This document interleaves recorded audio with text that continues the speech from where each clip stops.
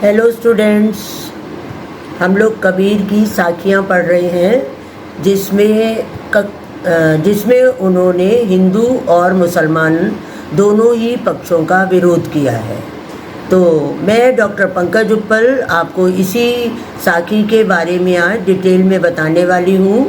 क्षितिज पुस्तक से कक्षा 9 के विद्यार्थियों के लिए पद का प्रथम चैप्टर साखियाँ एवं शब्द जो कबीर दास द्वारा लिखित है। हिंदू मुआ राम कही, मुसलमान खुदाई, कहे कबीर सो जीवता, जो दुहू के निकटी न जाई। मुआ मुआ देखिए सिंपल शब्द आया है, लेकिन इसका अर्थ है मर गया। हिंदू मुआ राम कही, मुसलमान खुदाई, सिंपल लैंग्वेज है। हिंदू राम राम करते हुए मृत्यु को प्राप्त हो गया और मुसलमान खुदा को ही जपते हुए मृत्यु को प्राप्त हो गए। तो दोनों ही अपने अपने राम और खुदा को याद करते रहे। जबकि कबीर दास जी कहते हैं कि राम और खुदा दोनों एक ही तो हैं। तो कहे कबीर सो जीवता, जो दुहू की निकटी ना जाई।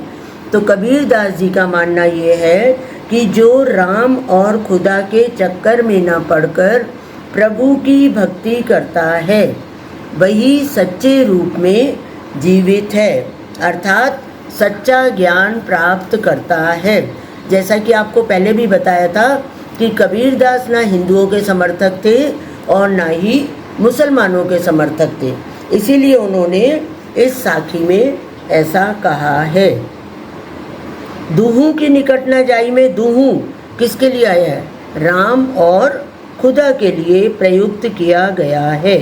इस दोहे के माध्यम से कबीर दास ने ये संदेश दिया है कि मनुष्य को किसी संप्रदाय से जुड़कर या धर्म चिन्हों में फंसकर प्रभु को नहीं भूलना चाहिए, क्योंकि राम और रहीम का बंटवारा मनुष्य ने ही किया है। दोबारा यहाँ पर अनुप्रास अलंकार है, कहे कबीर सो जीवता। इसमें कहे कबीर में का वर्ण की आवृत्ति है, अतः यहाँ पर अनुप्रास अलंकार है। नेक्स्ट साखी है इनकी, काबा फिरी काशी भया, रामई भया रहीम, मोट चूंड मैदा भया, बैठी कबीरा जीम। तो काबा कहते हैं मुसलमानों का तीर्थ स्थान और काशी हिंदुओं का पवित्र स्थल, तीर्थ स्थल। भया मीन्स हो गया, मोट चून आटा, ठीक है। जीम जीम कहते हैं भोजन करना, जीमना भोजन खाना। तो कबीर दास जी कहते हैं कि मैं जब राम रहीम, काबा फिरी काशी भया, रामई भया रहीम, जब काबा गया तो रहीम मैं हो गया, और जब काशी गया तो राम मैं हो गया, क्योंकि काशी में राम नाम का ही नाम लिया जाता है।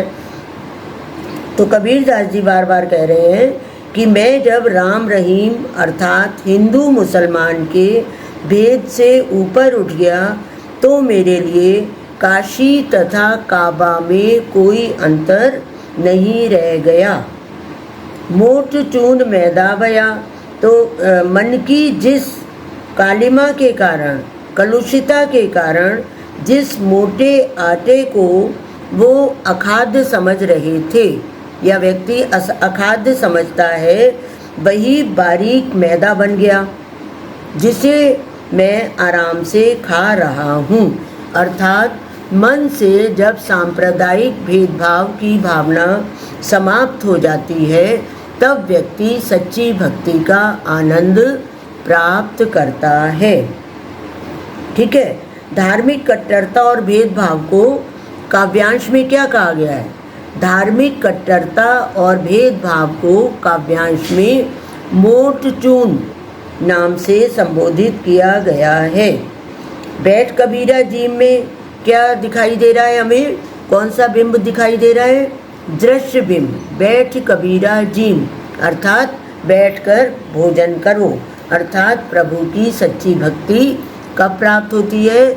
जब सांप्रदायिक भेदभाव से व्यक्ति ऊपर उठकर प्रभु की भक्ति करता है। ठीक है। अब इस दोहे में प्रतीक भी आए हैं कुछ, जैसे दोहे में काबा काशी, राम रहीम, मोटचून और मैदा के प्रतीकों का प्रयोग किया गया है। इनमें राम और काशी हिंदू धर्म के प्रतीक हैं, काबा और रहीम मुस्लिम धर्म के प्रतीक हैं, मोटचून बुराइयों का तथा मैदा अच्छाइयों का प्रतीक है। Is it clear? फिर एक काव्यांश की अब कबीरदास जी की 7वीं साखी पढ़ते हैं। देखिए कितनी इजी है और कैसे तुलना करके बताया गया है। ऊंचे कुल का जन्मिया जे करनी ऊंच न होई, सुबरन कलश सुरा भरा साधु निंदा सोई।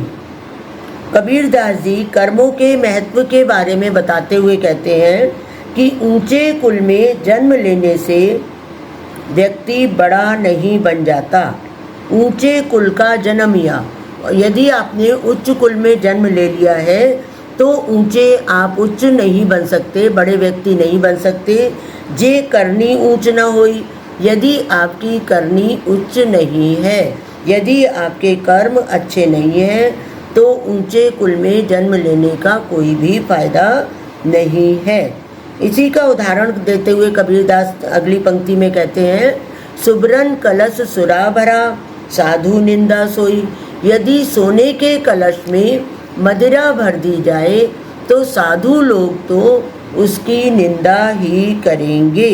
अर्थात ऊंचे कुल में जन्म लेकर अच्छे कर्म न करने का परिणाम क्या होता है? साधु लोग उसकी निंदा ही करते हैं। कवि ने सोने के कलश का उदाहरण उन लोगों के लिए दिया है जो ऊंचे कुल में जन्म लेकर भी अच्छे कर्म नहीं करते हैं। और काव्यांश की द्वितीय पंक्ति में कौन सा अलंकार है? तो काव्यांश की द्वितीय पंक्ति में पुनः अनुप्रास अलंकार है, क्योंकि साधु निंदा सोई वर्ण की आवृत्ति हो रही है बार बार, अतः यहाँ पर अनुप्रास अलंकार है। फिर क्वेश्चन बनता है कि काव्यांश में आए ऊंचे कुल का क्या आशय है? काव्यांश में आए ऊंचे कुल का तात्पर्य है धन धान्य से भरपूर सभ्य परिवार जिसकी समाज में प्रतिष्ठा होती है। नेक्स्ट क्वेश्चन बनता है, सोने का पात्र निंदनीय क्यों हो जाता है? तो सोना बहुमूल्य और पवित्र वस्तु मानी जाती है, किंतु जब सोने के पात्र में शराब रखी जाती है तो शराब के साथ साथ सोने का पात्र भी निंदनीय हो जाता है। यहाँ कबीर की साखियाँ समाप्त हो रही हैं। नेक्स्ट पार्ट में आपको इनके शब्द बताएंगे। तब तक आप ये समझते रहिए, पढ़ते रहिए और जो भी प्रॉब्लम हो चैट बॉक्स में ज़रूर लिखिएगा। Bye bye.